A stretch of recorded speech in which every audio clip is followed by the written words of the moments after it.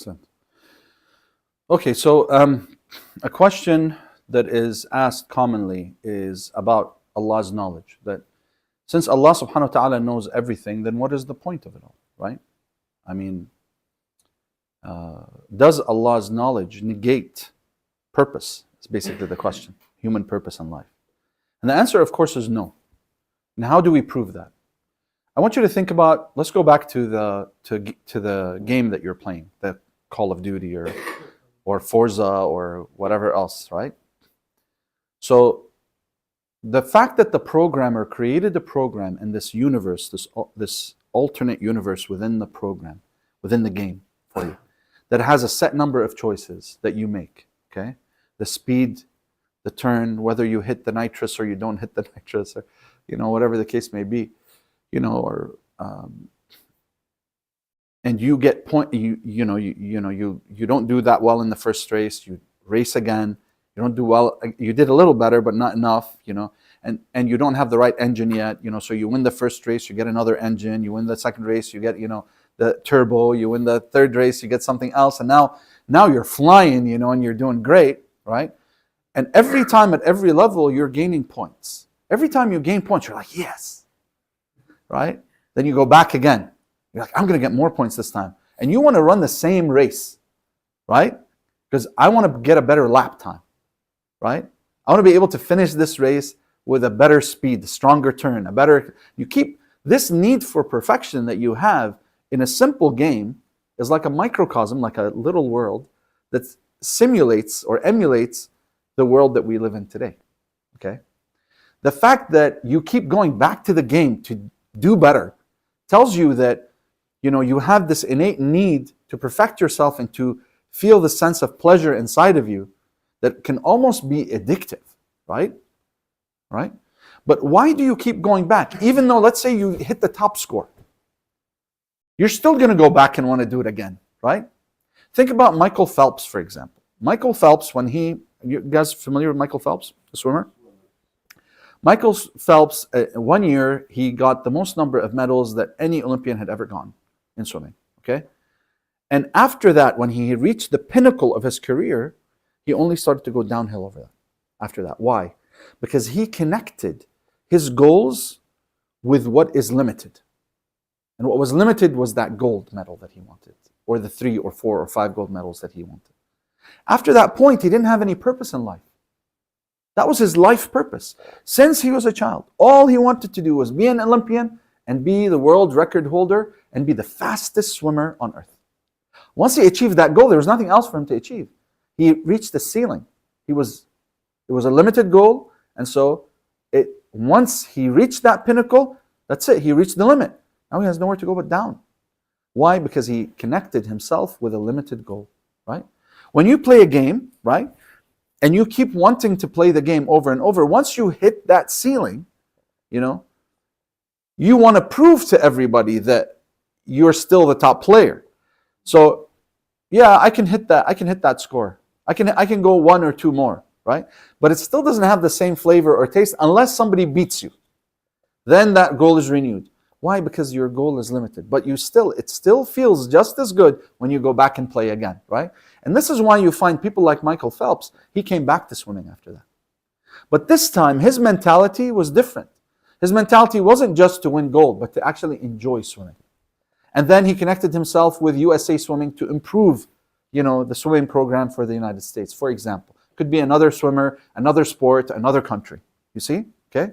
So, if with a simple game within this life, I never feel as though, I feel great that even though I'm repeating, rinsing and repeating my stroke over and over, rinsing and repeating my stroke even of my fingers and my thumbs when I'm playing that game, Call of Duty or whatever else. I still get that dopamine hit every time I come back and I want to play again, right? And so, does it make the game any less cool or any less important to me, right? The fact that I did well in it?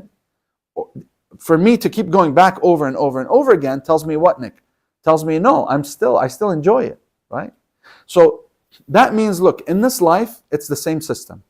Think of it as one of those games, like we said, and Your ultimate goal is to perfect yourself. Except in this life, there's no ceiling. Why? Because if you're going to try to emulate the manners of Allah, and He is unlimited, then the goals are unlimited. The goals of being kind are unlimited. How many people can you be kind to?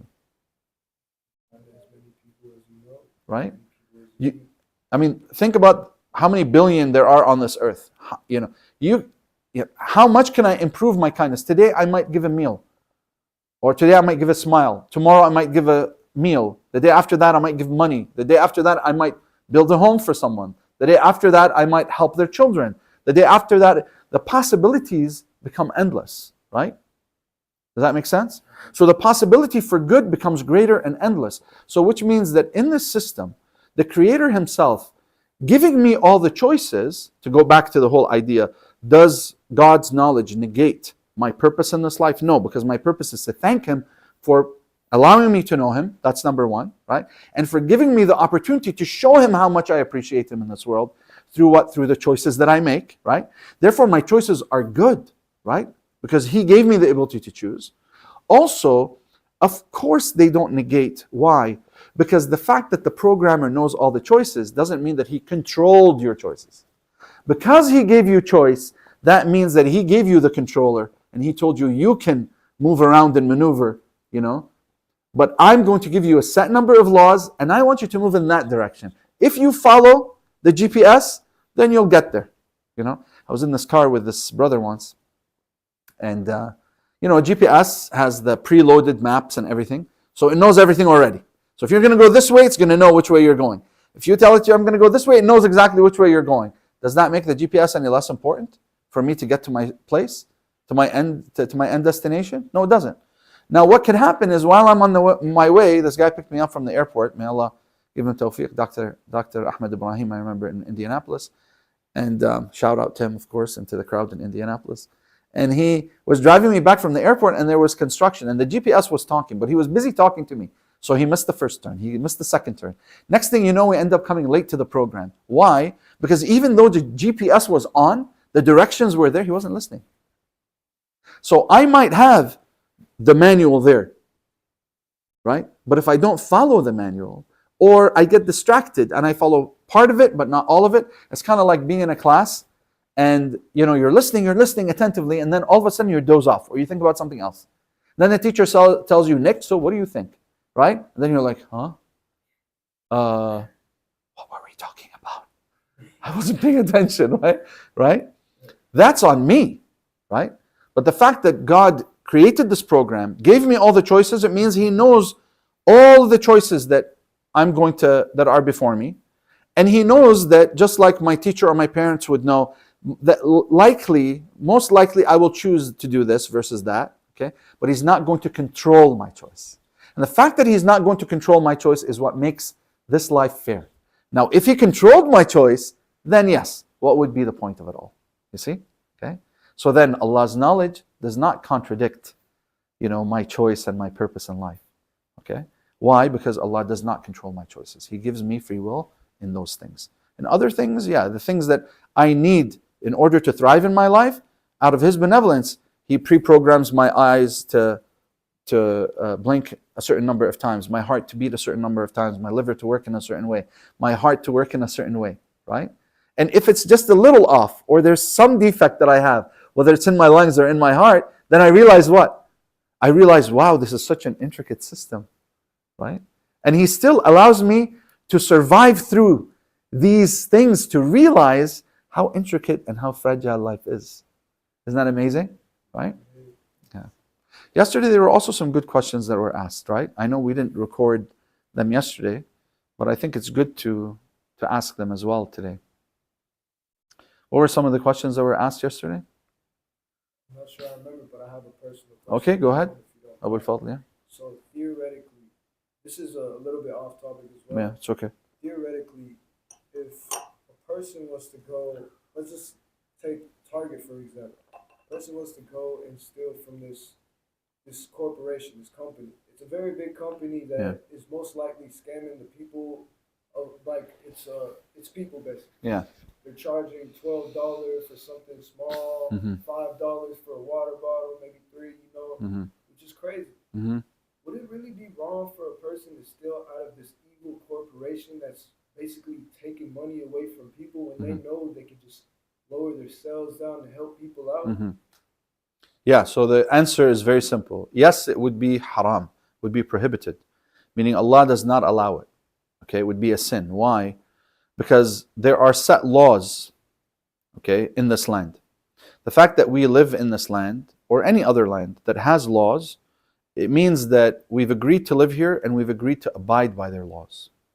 And if they deem that this is the price and you taking it, or someone, not you, طبعا, someone taking it unlawfully without payment for it, that would be considered a crime, then Islam does not allow it. And actually in Islam, stealing is haram, period. To steal is haram. And what is considered stealing? Stealing is taking something that is not yours from somebody who owns it other than yourself. That's stealing, whether it's overpriced or not. Now, there are exceptions. So an exception is if somebody is so poor that they can't afford something. It is the responsibility of the community to provide them what they need. If the community doesn't provide them, then the community has sinned. Okay? It has wronged that person and has sinned, right? If that person goes off and steals food so that they can eat, right? That's not Islamically considered to be a sin anymore, because the community sinned by not providing this person and pushing them to the point where they had to steal in order to get sustenance. Okay? But unfortunately, and we see this on a lot of, maybe YouTube videos where I saw this one where there was a Pakistani brother who had a gas station and a guy walks in and he basically steals. And he says to him, "Brother, why are you stealing?" He says, "Take that out of your pocket. What is it that you got?" He said, "Look, I'm hungry. I don't have any money." Right? He said to him, "No problem. Anytime you're hungry, just come and you can take whatever you want. But you don't have to steal, brother." Right? Right? I wish people would be more like that. It's just people are so Yeah. self-centered that they don't realize that others actually go through things, Yeah. feel things, and Yeah. experience pain and hunger. True. A lot of people forget about that. Yeah. Some people don't have what others have. True. And I wish people were able to see people from, I wish people are able to see that point of view and put themselves in other people's shoes. Yeah. That's why I really appreciate what you do. Yeah. No. Because you are able to change perspectives and help people understand that point of view. Inshallah. Inshallah. But the main thing is, if the law says it's stealing, because stealing technically is defined as taking that which is not yours without permission. So if I was to go, for example, I saw this guy who has one of those food trucks. This Egyptian guy. He's famous on YouTube. He's loud and you want more sauce, he says, and he keeps putting sauce, right? So, somebody came, I think someone from Venezuela or something like that, and she said to him, "I wanted spice." He says, "You want spice?" She said, "Yes, I want spice." So he puts spice. "You want more?" "I want more." "Oh, here's extra." And then he gives her extra fries. He says, "Oh, I don't want extra fries." He says, "No, this is my gift to you, from the people of Egypt to the people of Venezuela." Okay? So he gave it, he gave it out of the kindness of his heart, out of his generosity. She didn't, take it, without permission. With permission, he gave her. Just like that, for example, that store owner that I just mentioned. He said, "Listen, brother, you don't need to steal, right? Anytime you're hungry, just come by, and I'm more than happy to give you whatever you want to eat, right?" So he's telling him, "I'm giving you permission, right? So that it's no longer stealing." So the difference is the permission. Seeking the permission changes it from taking unlawfully to taking lawfully. Okay? Yes, Yusuf. You said that if the people don't provide for the people who are in poverty. Yes. So what if the poverty person doesn't ask? Like instead of asking for that water or for the bread, Yeah. he ends up stealing it, and the people didn't know that he was going through all of that. Mm-hmm. Is that wrong on them, or is that wrong? It's still wrong on them, because it means that even if he didn't say that means he's muta'affif. We have a word for it, muta'affif. A person who, he's too dignified to admit that he's in need. In Islam, there's this beautiful narration that's reported that Prophet Muhammad ﷺ said that the likeness of a community of believers is like one body. When one hurts, the other comes to save it. Let me give you a simple example. God gives us so many examples, by the way, just from nature. You see these geese when they're flying, they fly in a V formation, right? Do you guys know why they fly in a V formation? Why? Because the people in the back, that it's easier for them to fly over there. Why, Nick? What happens with the bird that's right in the front? What does it do? He leads the group. He leads the group. By leading the group, he takes the brunt of the pressure, the air pressure, okay, the air resistance, and he relieves the pressure from those around him. And then you know what they do? They actually alternate so that one doesn't get tired. Now, do you know what happens when one of them falls sick and goes down? No, two of them go. At least two of them go with that one goose until it's nursed to health, and then they come back and fly up. Why two going with that one or three going with that one? Because then they can maintain the V shape. So look, God gives us examples even with how these geese are flying and how they take care of each other, right? That it is our responsibility to take the burden off of each other. And sometimes it's our responsibility to lead. And sometimes it's our responsibility to know when to sit back and give others the opportunity to lead.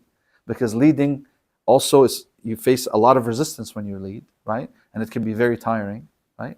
And that when someone is sick, that it is our responsibility to do what? To come and be with them and to help them, right? And to come to their aid. So when a person, there's a beautiful hadith I was mentioning to you. I started mentioning and then I remembered this story. Prophet Muhammad has another hadith.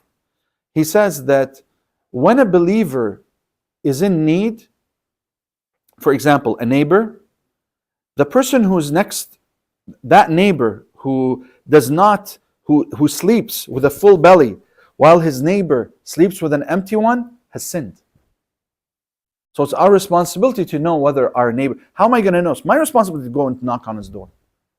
Do I go and ask him and say, if you need anything, just give me a call, I'll come and I'll give you. Or do I go and bring the food? Look, in our culture, what do we do? When somebody tells me I'm not hungry, what do? We put food in front of him. The more he says I'm not hungry, what do? The more we put food. Right? Okay? Right? That's what the Prophet is talking about. Okay? The Prophet is saying, listen, you don't lower the dignity of a person and dishonor them by having them, we say in Arabic, ذِبْ مَا وَجْهَ, meaning that he basically ends up feeling as though he's less than anybody else by having to admit that he is in need. But rather, you make him feel as though, he's never in need as long as you're there with him. That's the type of brotherhood we learn in Islam, right? Make sense? So then, what happens then? The relationship between you and your brother in Islam becomes the type, according to one narration, is that when you are in need, right? Your brother can literally put his hand in your pocket, take the money that he needs and puts it in his pocket, and you say, Wallah, anta mutafaddalu mamnoon. Sah la la? Right? I thank you for doing that, for allowing me to be that kind of person that you trust me so much that you know what you just did makes me happy. Right? That you taking this money that you need by makes me so proud because I become what? I become a reflection of that hadith of Prophet Muhammad sallallahu alaihi wasallam. When I become like that, when I become that way in my community and my community becomes that way with me, then that's a true fulfillment of what Prophet Muhammad's teachings are sallallahu alaihi wasallam. Question outside of God's creation before human. Yeah. Where did they? Allah al-alim. Allah only knows. Imam al-Baqir, he tells us that there were nasnas, there were Adams before this Adam, in the narrations. Inshallah, one day we'll get to that, But where they lived on a realm that Allah created, in a realm that Allah created. We don't know exactly where, because we weren't there, at least of what we remember. We only remember what is on this earth. We'll talk about, that we go through 5 worlds, the world of the atom when we were first created by kun fayakun. We'll talk about that in the next series, inshallah. And how we move on to the world of the womb, and how we move on to the world of the earth, and how we move on to the world of dunya, and then how we move on to the world of the grave after that, and then how we move into the final world, the world of al-akhirah. But we don't remember, 2,000 years before our souls were infused into our bodies, what that world was like, and what we saw then, except from what our imams tell us. And inshallah, one day we'll take a look at those narrations. The imams don't necessarily tell us exactly where, because how can we picture it, but they tell us that there were other creations before.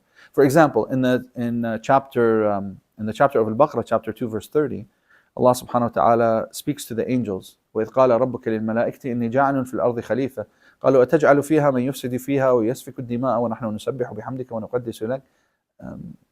So قال إني أعلم ما لا تعلمون, right? Allah tells them. So basically, Allah has a conversation with the angels, right? He says to them, I am placing on this earth a representative of mine. Always will be placing. Ja'ilun meaning always placing. We'll cover that in our sessions, inshallah, upcoming sessions. So they say to him, will you place on this earth those who corrupt it and commit bloodshed? And we exalt you and we glorify you? He said, I know that which you do not know. Now what were they referring to? Were they referring to the humans being corrupt and causing bloodshed? No. They were referring to, according to Imam Ja'far al-Sadiq, creations before mankind. Okay? Specifically, one of the narrations states that this is a reference to the jinn, because jinn were created before mankind. Jinn meaning genies in English, okay, and they exist in this in the realm of the earth, but in another realm that we don't see, we don't see them, okay.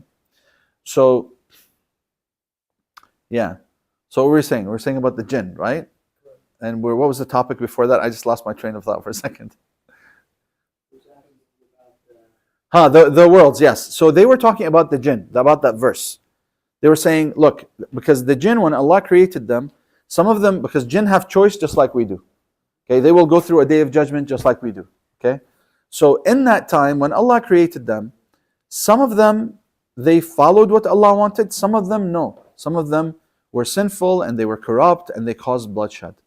Some of them were so bad because jinn supposedly have wings and they're made out of fire, according to the Holy Quran. Okay, so Allah clipped their wings, some of them. Right? Why? As a punishment for them being corrupt. We learn all this from the words of our imams, from Prophet Muhammad sallallahu alaihi wasallam. But yeah, that's the quick answer that I can give you. For And another, I ask these questions because a lot of people ask them. Actually, usually only the older guys ask them. They- These guys weren't even thinking about that stuff. Now it's funny because a lot of the new generation, they get into TikTok. You have to watch kind of what they watch. Understand what they're. True, there's a lot of stuff on TikTok. I always have, brothers and sisters, they're like, Sheikhna, I watched on TikTok this. Yeah. Is it right or is it wrong? Do we believe this? Where did you see this? TikTok, yeah. The biggest source of information now for a lot of our generations is TikTok. Old and young, by the way. Is it wrong? Okay. How does Islam address modern social problems? Like, is it wrong to be on social media? Yeah. Okay, because there are certain aspects of social media that you can watch. Yeah. And there are some you shouldn't. Yeah. Well, Islam gives you choice. For example, your phone is a tool that can be used for good and it's a tool that can be used for bad. If you know that you have a propensity to be addicted and to be sucked into the bad, then you're better off doing what? Shutting everything on your phone except for the ability to call, right? Or to text, right? If you know that being on social media is going to, that because the algorithm spews out or pushes out to you whatever it sees you're interested in. First, it throws at you a whole bunch of things. Once you start choosing, it starts formulating what your character and your personality is like and what may interest you. And it tells you this. Oh, we selected this because you watched this. After a while now, even the trends that they send to you have to do with trends that interest you, not just what's trending, right? So if it's something that is negative, that isn't something that benefits you Islamically, or physically, and you end up falling into, God forbid, watching haram things, then it becomes haram for you to use, if you can't control yourself, right? But if you can control yourself and you're fine to control yourself, then that's okay, right? Limiting also your time. I always tell the brothers and sisters, I say, look at your phone.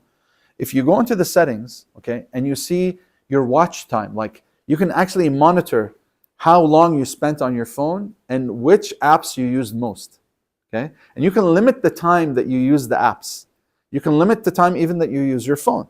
If you have an Android or an iPhone, you can put in your settings when your phone basically sends you notifications, when it effectively starts, and when it effectively, that's it, it's going to auto basically gray everything out, and you're not going to hear the phone ring or notifications and stuff like that. So that's going to help you set those settings, number one, to be able to set the settings for yourself and your life, right? So if you're staying up, one of the biggest problems we have right now is the use of the phone at night, right? And at night, when you're alone in your room, shaitan crawls in, right? And you may be watching, I don't know, Mufti Mink or something, saying something funny, or you may be watching, something Islamic about the month of Ramadan, but next thing you know, some influencer pops up, and you're like, oh, this looks interesting. At the beginning, you're like, oh, I'm not going to watch this is haram. Next thing you know, oh, but maybe there's something halal that we can benefit from, right? What's this? This is waswas. This is the whispers of the shaitan coming to you. And that's why, for example, I'll tell you an example for me and my kids. I didn't give my kids phones until literally they went to college, until they were 18. The reason why is because of the fact that I don't want them to be distracted. Even when I gave them phones, because they'd be in college and I'd have to pick them up, or I need to know where they are, if they're coming back, I need my son to pick up something, groceries or something. I need to be able to communicate with him. If, God forbid, the car breaks down, he needs help, or the car breaks down, it's my daughter and she needs help. She needs a way to be able to communicate. But what did I do? I put an app on there, that basically shuts all the apps down that they don't need. They were so annoyed at me. They're like, you're a helicopter dad. Come on, you don't trust us. I said, no, it's not that I don't trust you.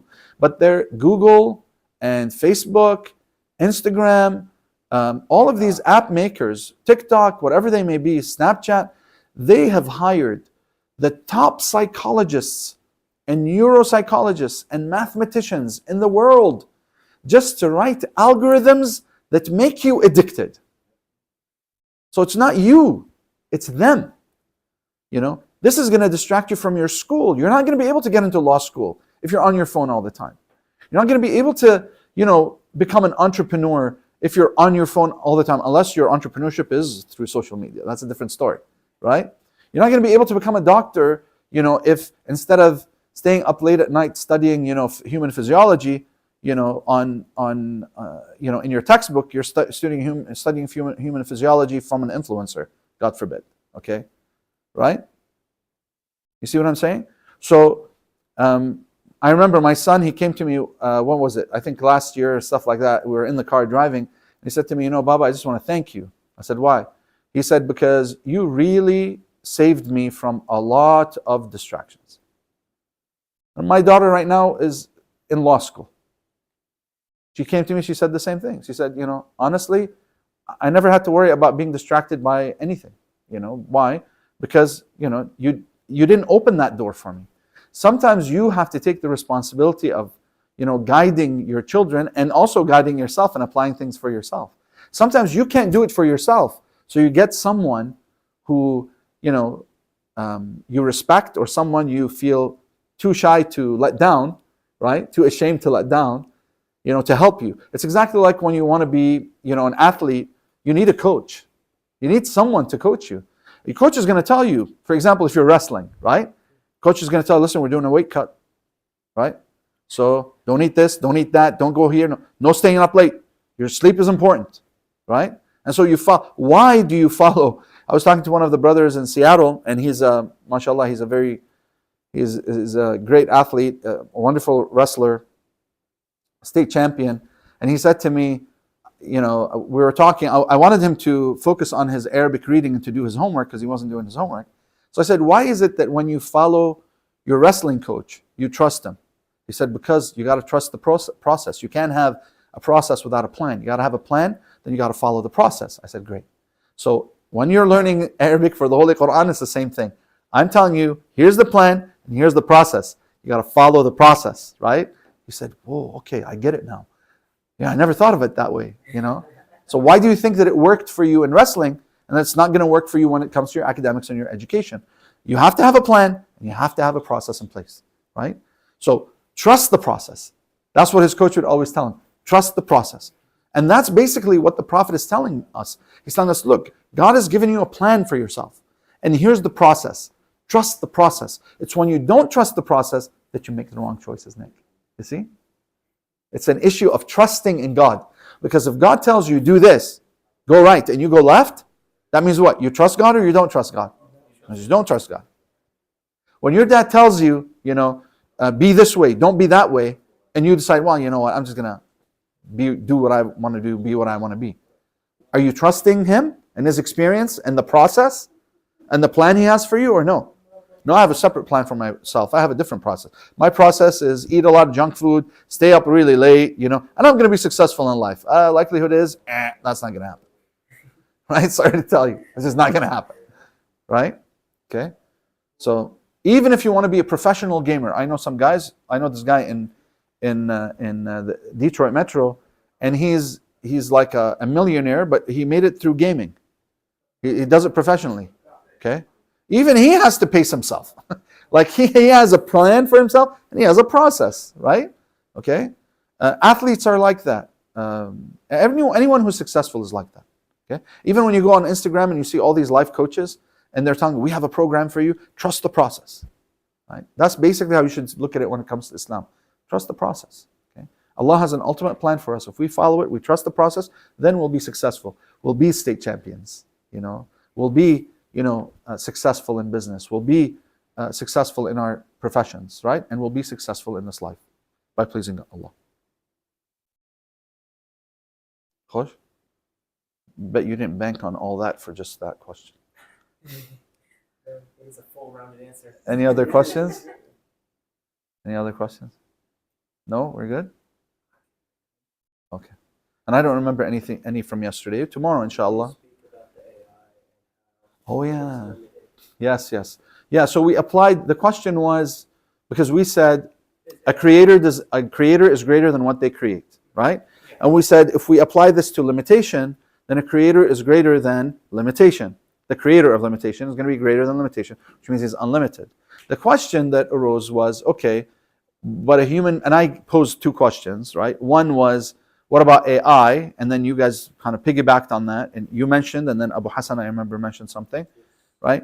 And that was, okay, well, if we created AI can get to a point where it can think for itself, and it can process information by itself, and it can make its own decisions, and it might be able to do it even better than us. And we said, your question was, does that mean that it's limited us? And the answer was, no, it hasn't limited us. Why? Because if it wasn't for humanity, right, for a human being programming it and fixing its knowledge base and writing the algorithms that allow it to then think independently, it wouldn't be, right? Which tells you that it's still limited. Also, we said it's limited because it's within the system. And the system, its very nature is that it's a system of limitation, right? The other issue was the plane. I gave the example of the airplane. I said, for example, an aeronautics engineer can design a plane. If he rides in that plane and that plane crashes and he dies, right, then didn't his creation limit him? We said, no, it didn't really limit him. Why? Because that plane would not have existed anyway if it wasn't for his design. Make sense? Yeah. I think that's good for today, inshallah.